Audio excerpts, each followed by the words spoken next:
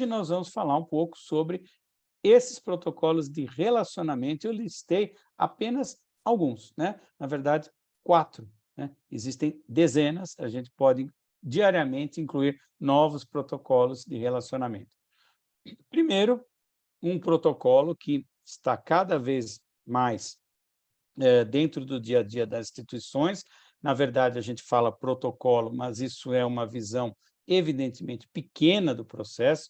Hoje, o que se pede, inclusive no manual da ONU, é uma política de cuidados paliativos, tá? A gente fala em protocolo de cuidados paliativos, esse é um termo que a gente ouve no dia a dia, usa nas avaliações, porque entende que a instituição deve ter isso, de alguma maneira, vivenciado aquelas fases que a gente apresentou anteriormente, da identificação, da equipe multi, da melhor evidência científica, da formalização, da existência dos implementação adequada e da existência de indicadores. Então, se preenche todos esses requisitos, por que não falar em protocolo de cuidados paliativos? Mas entendam, isso é extremamente maior, tá? Cuidado paliativo é hoje uma área de atuação médica, ok? Tem uma dimensão bastante robusta. E como política institucional, eu listo aqui apenas três itens que são absolutamente fundamentais que a instituição entenda. Então, se o seu hospital pretende, quer trabalhar cuidados paliativos, ou já está trabalhando, entenda pelo menos esses 3 pontos, né? Que nós vamos combater a distanásia, né? Aquelas práticas que não agregam qualidade de vida, que vão ser deletérias, que vão prolongar desnecessariamente, isso é um termo muito ruim, mas muitas vezes é a que a gente encontra, mas que vão ser agressivas com o paciente sem um resultado palpável, sem um resultado apreciável do ponto de vista de qualidade de vida ou mesmo de sobrevida, ok? Então, esses são aqueles itens que a gente, aquela obstinação terapêutica que pode ser considerado como distanásia. O cuidado paliativo, e aí vem um tremendo de uma ruptura, né, daquilo que a gente sempre imaginou, eu inclusive, eu sou de uma fase que não existia esses conceitos, não é? Eles são relativamente novos, vamos falar aí 20 e poucos anos, mas ele não é só terminalidade, a gente associava, e alguns hospitais ainda associam, o paciente em cuidados paliativos é aquele que está morrendo, não é aquele que vai morrer, até porque todos nós vamos morrer, não é verdade? Mas é aquele que está, nesse momento, nesse instante, morrendo, está em terminalidade. Isso não é verdade, ok? Cuidado paliativo pode e deve ser implementado até mesmo em parceria com cuidados ainda terapêuticos, vamos assim dizer, né? Ele não é uma apanágio da terminalidade. Os pacientes podem sair de alta de cuidados paliativos, podem, devem e saem, tá? Quando você tem uma maturidade da equipe para fazer tudo isso. Claro, ele está associado a doenças graves, progressivas, prognóstico reservado, e não só para oncologia, outra confusão que muitas instituições fazem. Então, os cuidados paliativos existem sim para o oncologista. Esse a gente não discute porque é câncer, né? Câncer mata mesmo. Não, gente, DPOC mata mesmo, insuficiência cardíaca mata mesmo, né? Hipertensão pulmonar mata mesmo. Tem várias doenças que matam mesmo, né? E, portanto, a implementação do protocolo de cuidados paliativos, ela não pode se restringir ao paciente oncológico, tá? Os 4 pilares do cuidado paliativo, então, comunicação eficaz, né? Nós precisamos aprender a falar sobre cuidado paliativo. Ninguém gosta, porque associa, evidentemente, a morte, a terminalidade, a, de certa forma, uma dimensão, né, da nossa humanidade. Então somos humanos, somos limitados, ninguém é Deus, né? Mesmo os médicos não têm superpoderes, eles não curam todo mundo. Então todas essas são realidades que nem sempre é fácil falar, nem sempre é tranquilo dentro da instituição, tá?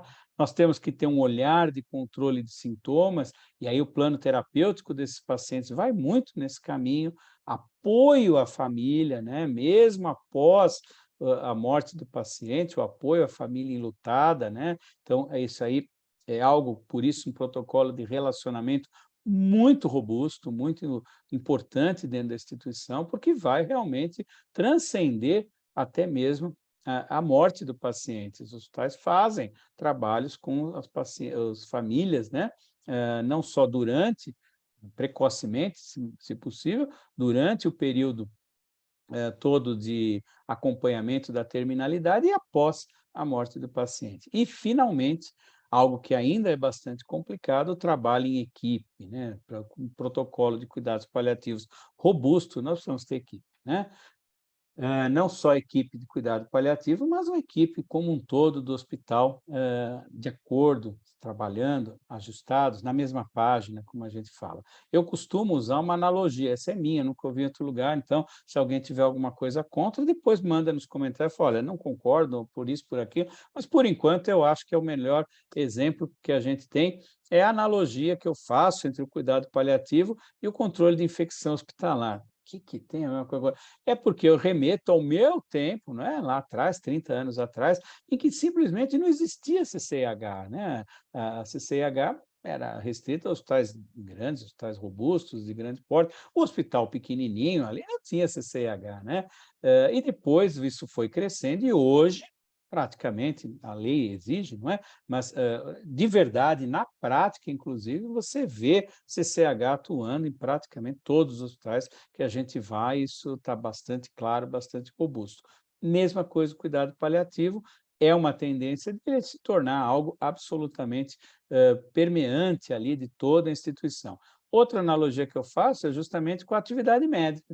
Todo médico que se preza, ele tem que conhecer o mínimo de antibiótico, né? E assim como todo médico que se preza tem que conhecer o mínimo de cuidado paliativo, tá? Ele tem que ser, assim, o básico, né? Pelo menos aquelas perguntas, né? Se surpreenderia se o paciente fosse a óbito nessa internação ou no período de 1 ano? Um exemplo, né? Claro. Se isso for positivo, então, opa, pode ser um candidato a cuidado paliativo. E você tem que ter uma equipe, né? Uma equipe que aí sim detém toda a técnica, sabe como abordar a família, sabe como aplicar scores, existem scores para isso, né? Sabe como fazer uma indicação robusta de cuidado paliativo, né? E isso tudo é muito semelhante à CCH, que evidentemente nos hospitais faz a mesma coisa com o antibiótico, né? Então o doutor lá usa o antibiótico, depois de um X tempo a CCH normalmente dá um olhar sobre isso, uma avaliação sobre isso, descalona, enfim, né, vai ter uma tratativa especialista e ninguém se contrapõe, né? Hoje em dia não tem mais aquela briga que antigamente existia dos médicos não aceitarem a CCH, não. O colega da CCH indicou trocar o antibiótico, a maioria dos médicos falou, ok, tudo bem, está lá escrito, está no prontuário, está todo mundo de acordo. Então, fica aí uma analogia para vocês pensarem um pouquinho. E, evidentemente, programa de cuidado paliativo, protocolo de cuidado paliativo, política de cuidado paliativo, tem que estar mensurado e alinhado aonde? Quem mensura isso? Auditoria clínica e comissão de óbitos. São os 2 lugares onde a gente pode ver se isso está dando certo, né? Se a gente está conseguindo o sucesso que é a implementação do protocolo, né? A adesão e a performance, ou seja, se nossos pacientes estão tendo aí uma vida com uma qualidade de vida adequada, eventualmente não recebendo manobras e intervenções fúteis, isso está perpassando do plantão para plantão, de atendimento para atendimento, ele vai para casa, ele volta, as pessoas reconhecem que ele está em cuidado paliativo e faz tratativas de acordo com esse manejo, ok? Então, fica aí um protocolo de relacionamento muito interessante para se pensar na sua instituição. Nesse momento, eu queria deixar para vocês um pouquinho do que a Papai Azul tem feito. Então, esse é o nosso programa de governança clínica, tá? Vai tratar assuntos de uma forma bastante ampla, dentro do conceito de governança clínica, como segurança do paciente, mapeamento de risco, implementação de núcleo de segurança do paciente, metas internacionais, do protocolo de disclosure, como a gente viu agora há pouco, reformulação de prontuário, adequando a LGPD, uso de DRG, avaliação de desempenho do corpo clínico, são todos tópicos que estão debaixo do programa de governança clínica. bem como o desenvolvimento e implementação dos protocolos. A gente faz isso aí na sua organização, né, e de forma seguindo os passos como a gente descreveu aqui com vocês. Auditoria clínica, plano terapêutico, gerenciamento de corpo clínico, outras atividades que estão debaixo aí do olhar da governança clínica do nosso programa. São visitas quinzenais, não é remoto, tem que ser presencial, não tem como fazer remoto, já tentei, deu muito errado, e também a questão do quinzenal, a gente já tentou toda semana, a gente tentou uma vez por mês, o quinzenal é o que mostra melhores resultados. Duração de 6 a 8 meses, depende do quê? Essencialmente da maturidade da instituição, tá? Não tem nada a ver com nível de ONA, 1, 2, 3, não, é maturidade institucional mesmo. E a gente tem uma equipe que todo mundo tem, no mínimo, 60 visitas de certificação, né?